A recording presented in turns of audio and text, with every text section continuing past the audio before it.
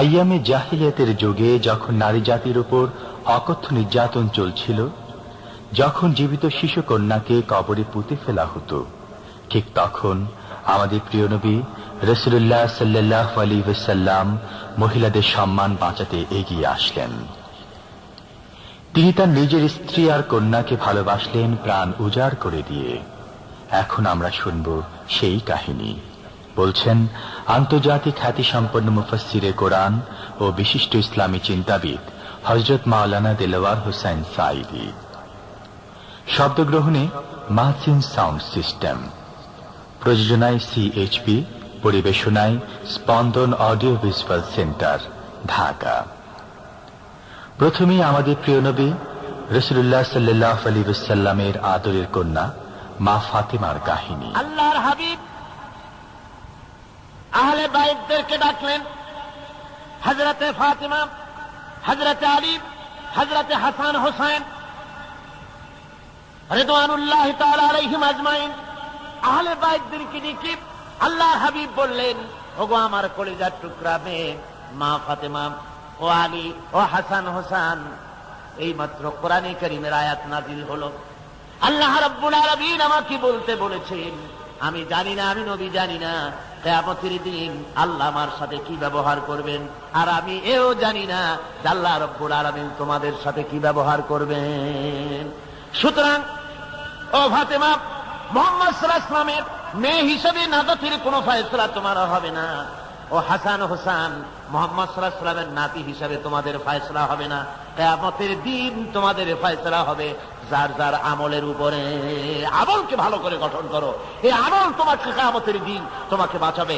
আমল তৈরি করো ভালো করে, আমার দোহাই দিয়ে নাজাত পাবে না, আমল তৈরি করতে হবে। কথা বুঝতে পেরেছেন? কথা বুঝে আসছে? আমার বন্ধুগণ, হযরতে ফাতিমা রাদিয়াল্লাহু তাআলা আনহা ইন্তেকালের আগে, মরজে মওত যখন হলো, ইন্তেকালের আগে তিনি হযরত আলীকে, তার স্বামীকে ডেকে বলেন, প্রাণের স্বামী, আমার মওত যখন হয়ে যাবে বেশি লোককে খবর দিবেন না, অল্প লোকদেরকে জানাই আমার জানাজার ব্যবস্থা তাড়াতাড়ি করে মাদফুন করে আমাকে দিবেন। গভীর রাত্রে হযরত ফাতিমা রাদিয়াল্লাহু তাআলা আনহা ইন্তেকাল করলেন। কিছু সংখ্যক সাহাবীদের কাছে খবর দিয়া অল্প সময়ের ভিতরে জানাজার ব্যবস্থা করা হলো। হযরত আবু যর গিফারী রাদিয়াল্লাহু তাআলা আনহু কবরের ভিতরে নেমে গেলেন। কবরের ভিতরে নেমে গিয়া হযরত আবু যর বলেন যে, কবর তোর ভিতরে আজকে কাকে রাখবো, তুই কি তা জানিস নাকি? কোনো জবাব আসে না। হযরত আবু যর বলেন, কবর রে, তোর ভিতরে আজকে যাকে রাখবো তিনি হতেছেন হযরত ইমাম হাসান হোসেনের মা, বেহেশতের সমস্ত জওয়ানদের সরদার হবেন যারা, সেই দুইজনের মা তোর ভিতরে রাখবো, খবরদার বেয়াদবি করবি না। কোন জবাব না পেয়ে হযরত আবু যর বলেন, ওগো কবরের মাটি, তোর ভিতরে কাকে রাখবো কি জানিস? আসাদুল্লাহিল গালিব, দুনিয়ার সমস্ত কাফেরদের বিরুদ্ধে আল্লাহ রাব্বুল আলামিন যাকে বাঘ বানিয়ে পাঠালেন, সেই হযরতে আলী, তার স্ত্রী রেখে যাব, খবরদার বেয়াদবি করবি না। কোনো জবাব আসে না। হযরত আবু যর বলেন, কবরের মাটি, তোর ভিতরে যাকে রাখবো তিনি হলেন খাতুনে জান্নাত, বেহেশতের সমস্ত মহিলাদের সরদারিনী হবেন যে ফাতেমা, তারে রেখে যাব, তোর ভিতরে খবরদার কোনো বেয়াদবি করবি না। আবার হযরত আবু যর বলেন, কবরের মাটি, তোর ভিতরে কারে রাখবো কি জানিস? তোর ভিতরে আজকে যাকে রেখে দিতেছি তিনি হলেন আখেরি জামানার পয়গম্বর, বিশ্বনবী জনাবে মুহাম্মদ রাসূলুল্লাহ সাল্লাল্লাহু আলাইহি ওয়াসাল্লামের কলিজার টুকরা মা ফাতেমাকে তোর ভিতরে রাখবো, খবরদার কবরের মাটি বেয়াদবি করবি না। কিতাবে এসেছে, হযরত আবু যর গিফারী শুনতে পেলেন, আওয়াজ এলো, কে যেন বলতেছে, রে আবু যর, আমি ফাতেমা কি চিনি না, হাসান হোসেনের মা কি চিনি না, আলীর স্ত্রী চিনি না, রাসূলের মেয়ে মা ফাতেমা কি চিনি না। আমল যদি ভালো হয় আমার ভিতরে, আমল ভালো নিয়ে যে আসবে শান্তিতে থাকবে, আর আমল যদি খারাপ হয় আমার ভিতরে, তার অবস্থা চূড়ান্ত হয়ে যাবে। আমার ভাইরা, আমার বন্ধুগণ, আমলের উপরে ভিত্তি করে কিয়ামতের দিন নাজাত হবে। আমল যদি খারাপ হয়ে যায়, কিয়ামতের দিন কেউ তাকে বাঁচাতে পারবে না। এই জন্য কিয়ামতের ময়দানে, হাসরের দিনে আল্লাহর হাবিব জনাবে মুহাম্মদ রাসূলুল্লাহ সাল্লাল্লাহু আলাইহি ওয়াসাল্লাম সিজদায় পড়ে কাঁদতে থাকবেন। আল্লাহ রাব্বুল আলামিন বলেন, হাবিব রে, আপনি কাঁদেন কেন? আজকে তো আপনার কাঁদার দিন না, আমি আপনাকে মাকামে মাহমুদ দান করেছি, আমি আপনাকে কাউসার দান করেছি, আপনার আজকে সম্মানের দিন, মর্যাদার দিন, কান্দেন কেন? আল্লাহর হাবিব বলবেন, রব্বুল আলামিন মাকামে মাহমুদ পেয়েছি, কাউসার পেয়েছি, কান্দি এই জন্য আমি দেখতে পাচ্ছি আবার সামনে দিয়া ফেরেশতারা আমার উম্মতগুলি জাহান্নামের দিকে নিয়ে যায়। আল্লাহ রাব্বুল আলামিন বলবেন, ওগো আমার হাবিব, আমি আপনাকে ক্ষমতা দিলাম, আপনার জান্নাতি উম্মতগুলি আপনি বেছে নেন। আল্লাহর হাবিব তার জান্নাতের উম্মতগুলি বাঁচতে থাকবেন।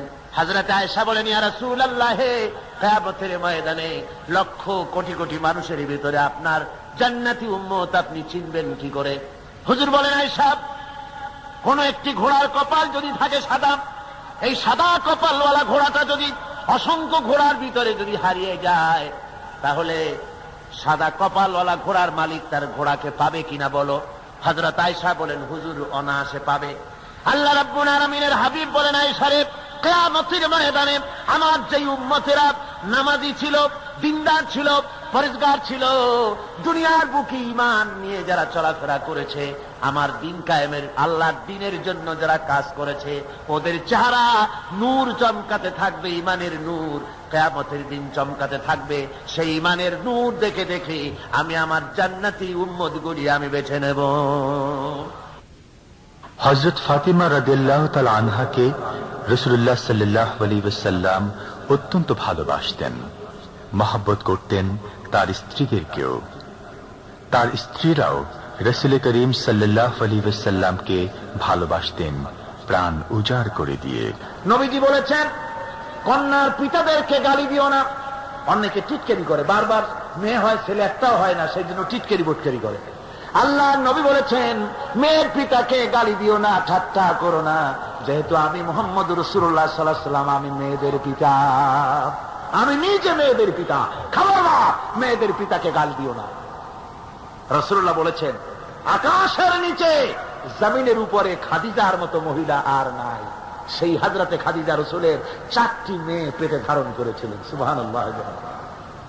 মেয়ের প্রতি রাসূলুল্লাহ যথেষ্ট মহব্বত করতেন, মেয়েকে খুব ভালোবাসতেন হুজুর সাল্লাল্লাহু আলাইহি ওয়াসাল্লাম। হুজুরের কলিজার টুকরা ছিলেন মা ফাতিমা রাদিয়াল্লাহু তাআলা আনহা। হুজুর যখন কোথাও যেতেন, সকলের শেষে দেখা করতেন ফাতেমার সঙ্গে, আর বিদেশ থেকে সফর করে এসে সকলের আগে দেখা করতেন ফাতেমার সঙ্গে। সুবহানাল্লাহ। রাসূলুল্লাহ আরো বলেছেন, তোমরা যখন বাজারে যাবে বা ব্যবসা করতে যাবে বা বিদেশে যাবে, আসার সময় যে সব হাদিয়া নিয়ে আসো। আমরা যখন বাইরে যাই, বাজারে যাই, কিছু হাদিয়া আনি না? জামা, কাপড়, চকলেট ইত্যাদি আমরা আনে থাকি। রাসূলুল্লাহ বলেছেন, হাদিয়াগুলি তোমরা যারা বিদেশে যাও, বাজারে যাও, হাদিয়া আনবে, আর এনে ঘরের মধ্যে ঢুকে তা শুরু করবে মেয়েকে দিয়ে। প্রথমে দেবে মেয়েকে। সুবহানাল্লাহ। মেয়ের মর্যাদা ইসলামে সব চাইতে বেশি। কোন যুগে? যে যুগে মেয়ে হলে পরেই মাটির নিচে ঘেরে রাখতো, আছাড় মেরে মেরে ফেলে দিত। যে আইয়ে যামবিন কুতিলাত, কোন অপরাধে তাদেরকে হত্যা করা হলো, আল্লাহ পাক কোরআনে কারীমের মধ্যে বলেছেন। তাদের অপরাধ আর কিছু না, তারা নারী, এই জন্য তাদেরকে মেরে ফেলা হতো। রাসূলুল্লাহ তাদের ইজ্জত দিলেন। সুবহানাল্লাহ বিহামদিহি। রাসূলুল্লাহ সম্মান দিলেন, ইজ্জত দিলেন তাদেরকে। কন্যা হিসাবে নারীর এই মর্যাদা। ফাতেমাকে রাসূল এত ভালোবাসতেন, ইন্তেকালের সময় হযরত ফাতেমা কাঁদতে কাঁদতে বেহুশ হয়ে যাওয়ার উপক্রম হয়ে গেছে। রাসূলুল্লাহ হযরত ফাতেমাকে ইশারা দিলেন। হযরত ফাতেমা তার কান নিয়ে রাসূলুল্লাহর মুখের কাছে লাগাই দিলেন। আল্লাহ নবী কি যেন বললেন কানে কানে, হযরত ফাতেমার কান্না বন্ধ হয়ে গেল। হযরত আয়েশা বলেন, মা, রাসূলুল্লাহ তোমার কানে কানে কি বলল আর তোমার কান্না বন্ধ হয়ে গেল? হযরত ফাতেমা বলেন, ইয়া আম্মা জান, আমার আব্বা আমার কানে কানে বলল, মা ফাতেমা তুই কাঁদিস না, তোর কান্না আমার বরদাস্ত হয় না, তোমাকে কাঁদতে হবে না। আমি তোমাকে সুসংবাদ দিয়ে যেতেছি, আমি মরে যাওয়ার পর সর্বপ্রথম তোমার সাথে আমার দেখা হবে। রাসূলুল্লাহর এই ভবিষ্যৎবাণী হযরত ফাতেমা বুঝতে পেরেছেন যে হুজুরের ইন্তেকালের পরে আমার বেশি দেরি হবে না, আমিও তাড়াতাড়ি হুজুরের সাথে শামিল হতে পারবো। হুজুরের ইন্তেকালের 6 মাস পরই হযরত ফাতেমা রাদিয়াল্লাহু তাআলা আনহা ইন্তেকাল করেছিলেন। কন্যা হিসেবে নারীর মর্যাদা ইসলাম অনেক অনেক গুণে বাড়িয়ে দিয়েছে।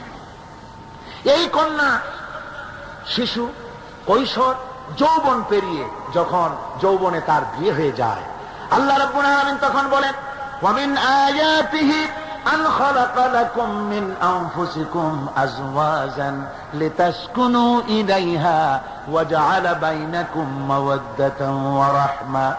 আল্লাহ পাক বলেন, আমার নিদর্শনের ভিতরে এটিও একটি নিদর্শন যে আমি তোমাদের থেকে তোমাদের জোড়া তৈরি করেছি, তোমাদের স্ত্রীদেরকে তৈরি করেছি, তোমাদের সাথে তোমাদের স্ত্রীর ভালোবাসা সৃষ্টি করেছি, মহব্বত সৃষ্টি করেছি।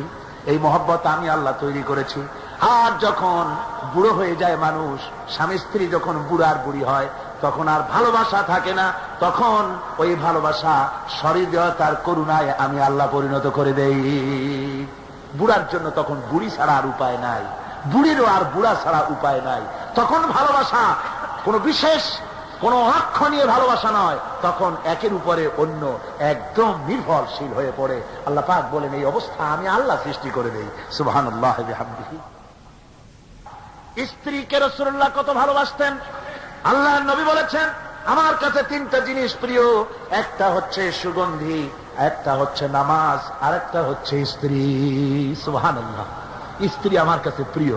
হুজুর বলেছেন, তোমাদের মধ্যে সেই ব্যক্তি উত্তম যে ব্যক্তি তার স্ত্রীর কাছে উত্তম। আমি আমার স্ত্রীদের কাছে উত্তম ব্যক্তি। সুবহানাল্লাহ। রাসূলুল্লাহ স্ত্রীকে কত ভালোবাসতেন। বিশ্বনবী রাজনৈতিক কর্মকাণ্ড চালাচ্ছেন, যুদ্ধের দামামা বাজতেছে, চতুর্দিকে কত অশান্তি, সবকিছু চলছে, স্ত্রীর হক আদায় করতে ভুলে যাননি। রাতের বেলায় হযরত আয়েশার বয়স কম, তাকে নিয়ে রাসূলুল্লাহ একটু সুযোগ পেয়েছেন, বলছেন, আয়েশা সব তো ঘুমিয়ে, চলো আমরা একটু দৌড়াই। ওই যে দূরে একটা জিনিস দেখা যায়, দৌড় দাও, দেখি কে আগে যায়। দুজনে দৌড় প্রতিযোগিতা করলেন। দৌড় প্রতিযোগিতায় হযরত আয়েশা ফার্স্ট হলেন, হুজুর পিছনে পড়ে গেলেন। হযরত আয়েশা খুব আনন্দ করলেন যে আপনি কিন্তু আমার সাথে দৌড়ে পারলেন। পরবর্তী কিছু কাল যাওয়ার পর হযরত আয়েশা বলেন, হুজুর আজকে আবার বললেন যে চলো আয়েশা একটু দৌড়াই। হযরত আয়েশা বলছেন যে সেদিনের তুলনায় আমার শরীর একটু, আমি মুটিয়ে গেছি, শরীরটি স্থূল হয়েছে। আমি আজকে দৌড়ালাম কিন্তু পারলাম না, রাসূল আগে চলে গেলেন। আমি হাঁপাতে হাঁপাতে যখন হুজুরের কাছে চলে গেছি, হুজুর তখন মুস্কি হেসে আমাকে বললেন, আয়েশা ওই সেই দিনের জবাব আজকে দিয়া দিলাম। সুবহানাল্লাহ বিহামদিহি, সুবহানাল্লাহ বিহামদিহি। বিশ্ব নবী কত বড় আদর্শ বিশ্ব মানবতার জন্য। তিনি বলেছেন, আরাফাতের ময়দানে রাসূলুল্লাহ বলেছেন, তোমরা যেমন পড়বে তোমার স্ত্রীদেরকে তেমন পড়াবে, তোমরা যেমন খাবে তোমার স্ত্রীদেরকে তেমন খাওয়াবে। স্ট্যান্ডার্ড মেনটেন করবে। তুমি ভালো দামের কাপড় পরবে, স্ত্রীকে খারাপ দিবে তা নয়। অধিকার দুজনেরই সমান, স্বামী এবং স্ত্রী সমান অধিকার। কিন্তু আমরা তা বুঝতে পারি না, বুঝতে চাই না। আমরা অনেকে মনে করেছি বিয়ে যখন করছি তখন আমি তো নওয়াবজাদা নসরুল্লাহ খান, আর বউ তো কেনা দাসী না। সে কিন্তু দাসী নয়, তার মর্যাদা আছে, তার সম্মান আছে, তার সম্মান আপনাকে দিতে হবে। রাসূলুল্লাহ দিয়েছেন, আপনাকেও দিতে হবে। রান্না বান্না হতে দেরি হয়, কত গালাগালি শুনতে হয় নারীকে। আল্লাহর নবীর স্ত্রী হযরত আয়েশা বলেছেন, আল্লাহর নবী কাজ করে, মানুষের সঙ্গে কথা বলে, রাষ্ট্রীয় দায়িত্ব পালন করে, ঘরের ভিতরে এসে যখন দেখেছেন রান্না হতে দেরি আছে, রাসূলুল্লাহ বিরক্ত হন নাই, ভুরু কুঞ্চিত করেন নাই, চোখ মোটা করেন নাই, আমাকে কোনো কথা শোনার নাই, বরং আমার কাছে বসে রান্নায় আমাকে সহযোগিতা করেছেন। সুবহানাল্লাহ বিহামদিহি। এই হলো আল্লাহর রাসূল, এই হলো বিশ্ব নবী। স্ত্রীর সঙ্গে কি মহব্বত! সুবহানাল্লাহ বিহামদিহি। হুজুর মহব্বত করতেন স্ত্রীদেরকে। রাসূলুল্লাহর ঘরে দৌলত ছিল না, কিন্তু মহব্বত দিয়ে ভরা ছিল ঘরটা। হুজুরের ঘরে ফ্রিজ নাই, এসি নাই, হুজুরের ঘরে কার্পেট নাই, হুজুরের ঘরের মধ্যে জাজির নাই, তোশক নাই, বড় বড় কম্বল নাই, আরামের কোন জিনিস নাই, মডার্ন ইকুইপমেন্টস কিচ্ছু নাই, দৌলত নাই, কিন্তু মহব্বত দিয়ে ঘরটা ভরা। হযরত আয়েশা বলেছেন, আমি পানি পান করে, যখন আমি পানি পান করে গ্লাস রেখে দিতাম, আল্লাহর নবী তখন গ্লাসের সেই জায়গায় ঠোঁট লাগাতেন যেখানে আমি ঠোঁট লাগাইয়া পানি পান করেছি। আমি গোশত চিবোতাম, রাসূলুল্লাহ আমার হাত থেকে গোশত টুকরা নিয়া সেই জায়গায় চিবোতেন যেখানে আমি চিবুয়েছি। সুবহানাল্লাহ।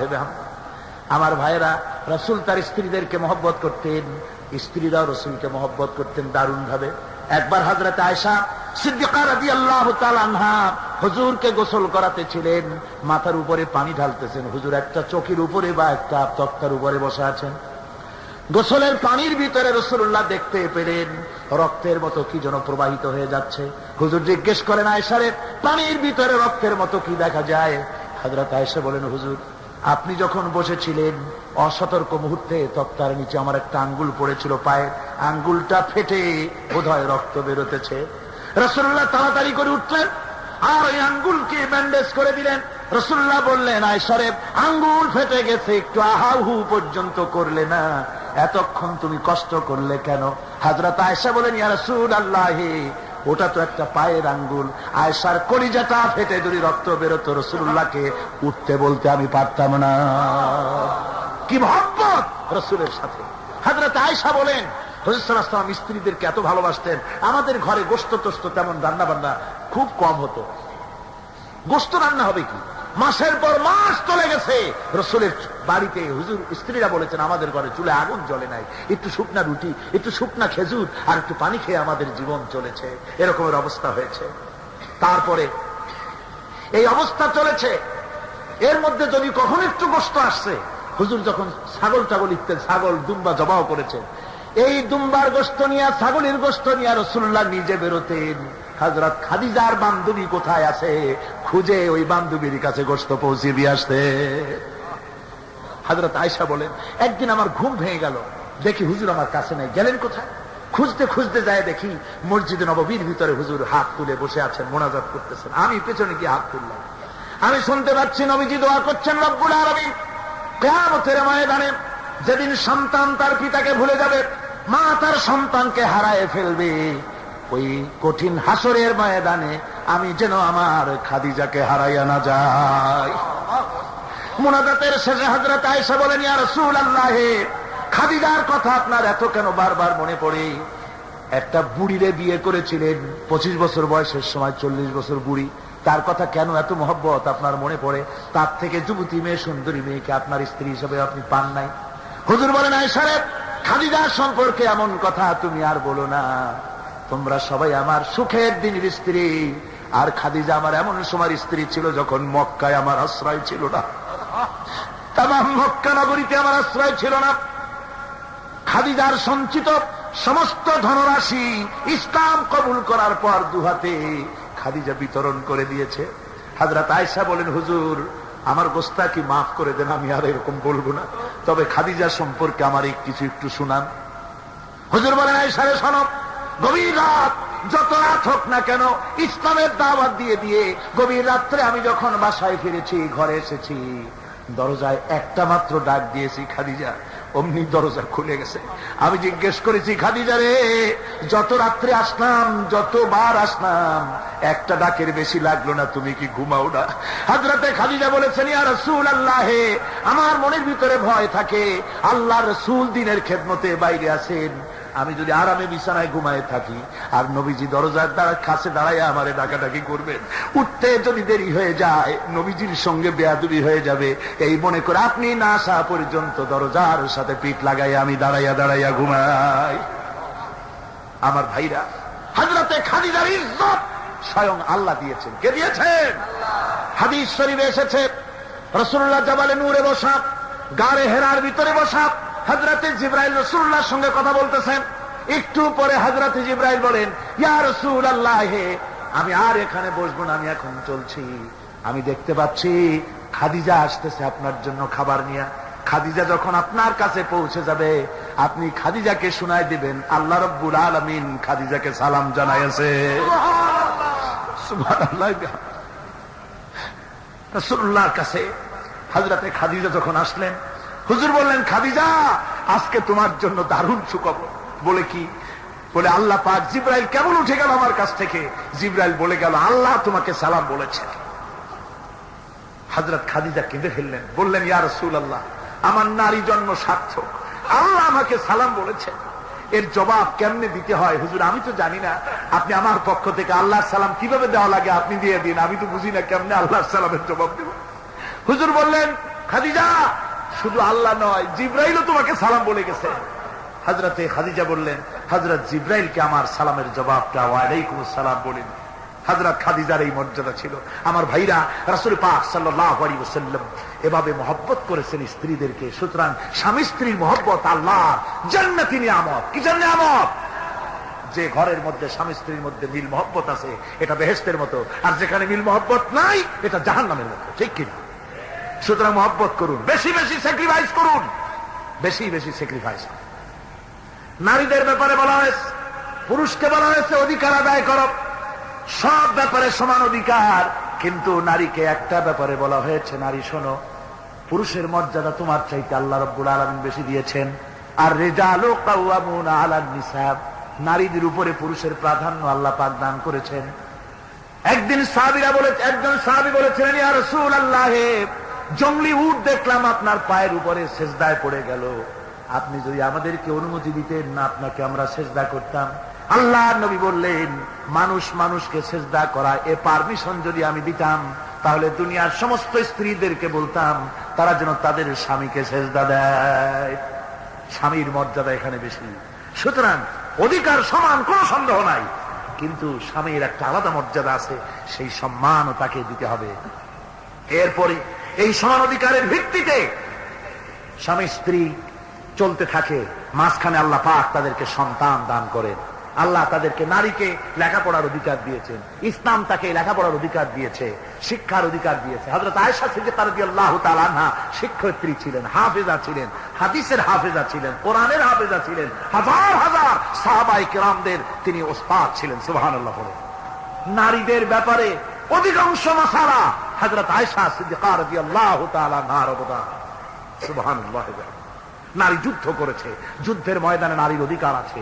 নারী চাকরি করতে পারবে, নারী ব্যবসা করতে পারবে, নারী লেখাপড়া করতে পারবে, নারী সেনাবাহিনীতে যেতে পারবে, নারী সব করতে পারবে, কিন্তু পর্দার মাধ্যমে।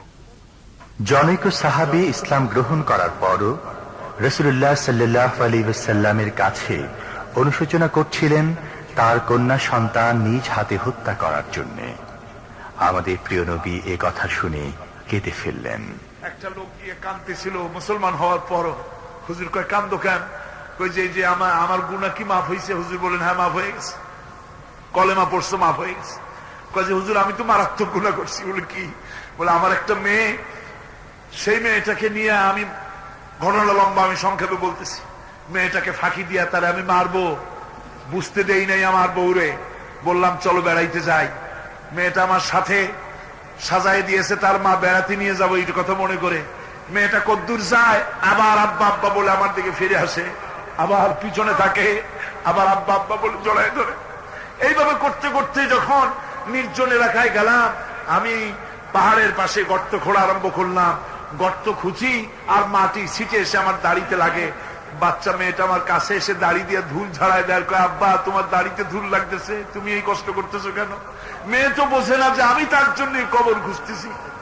কবরটা খোঁড়া হয়ে যাওয়ার পর মেয়েটারে বান্ধা শুরু করলাম। মেয়ে এখন কাঁদতেছে, বাবা আমার বান্ধো কেন? আমি তারে বাঁধা জোরে ওর মধ্যে নিক্ষেপ করে দিলাম। মেয়েটা গর্তের মধ্যে বসে চিৎকার করে বলছে, আব্বা তুমি আমারে বাঁচতে দাও, আমি তোমারে বাপ বলে সমাজে হ্যাঁ করবো না, আমি ভিক্ষা করে খাবো, আমারে বেরো না। লোকটি বলছি, ইয়া রাসূলুল্লাহ, আমার মনে দরদ আসলো না।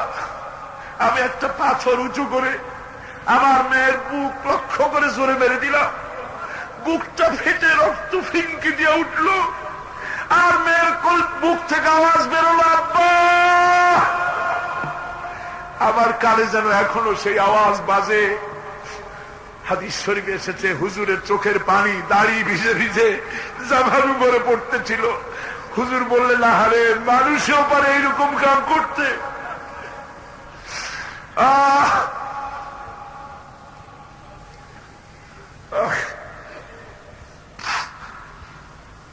পৃথিবীতে নারীর যখন কোনো সম্মান ছিল না, মর্যাদা ছিল না, সেই সময় আমার রাসূল, আমার বিশ্বনবী নারীদেরকে সম্মানের হাত ধরে গর্তের ভিতর থেকে উঠাইয়া রানীর সিংহাসনে বসায় দিলেন। সুবহানাল্লাহ। মায়ের মর্যাদা দিয়ে দিলেন। সুবহানাল্লাহ। নারীরা আমাদের মায়ের জাত, নারীরা আমার কি এর জাত? মায়ের জাত। আমার মা বোনেরা, তোমাদের সম্মান কত তোমরা জানো না। আমরা পুরুষ, আমাদের পায়ের তলে জুতা, আর তোমরা আমাদের মায়ের জাত, তোমরা নারী, তোমাদের পায়ের তলে আল্লাহর জান্নাত, আল্লাহর ব্যস্ততা তোমাদের পায়ের তলে। এই সম্মান আল্লাহ তোমাদের দিয়েছে, নবী দিয়েছেন। সুবহানাল্লাহ কর। ভাইরা আমার, অধিকার ইসলাম দিয়েছে। বিবাহ যখন হয়, এই বিবাহের সময় এজেন্ট আনতে হয়। আর বিবাহ হচ্ছে বিবাহ বৈঠক। এজেন্ট আনার জন্য ওই যে কি জানি কয়, ম্যারেজ রেজিস্ট্রার বা মৌলবি সাহেব, কার অনুমতি আগে নেয়? বলেন কার অনুমতি? তাহলে অধিকার ইসলাম পুরুষে দিল না মেয়ে লোকে দিল?